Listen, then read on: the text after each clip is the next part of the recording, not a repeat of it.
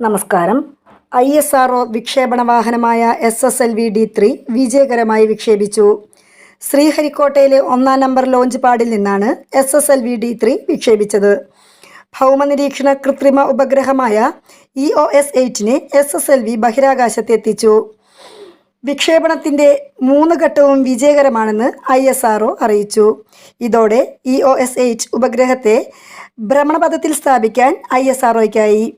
Infrared ചിത്രങ്ങളെടുക്കാൻ കഴിവുള്ള ചെറിയ ഉപഗ്രഹമായ EOS-8നെ ISRO ഏറ്റവും കുഞ്ഞൻ വിക്ഷേപണ വാഹനം ഉപയോഗിച്ചാണ് ഭ്രമണപഥത്തിലെത്തിച്ചത്. ഏകദേശം 13 മിനിറ്റ് സമയം കൊണ്ട് വിക്ഷേപണം പൂർത്തിയായി. കാലാവസ്ഥാ നിരീക്ഷണത്തിനും ദുരന്ത നിവാരണത്തിനും EOS-8ന് വിവരങ്ങൾ നൽകാൻ കഴിയും. പകൽ രാത്രി വ്യത്യാസമില്ലാതെ EOS-8 പകർത്തുന്ന ഇൻഫ്രാറെഡ് ചിത്രങ്ങൾ ഭൗമ നിരീക്ഷണത്തിന് ഏറെ സഹായകമാകും എന്ന് കണക്കാക്കപ്പെടുന്നു.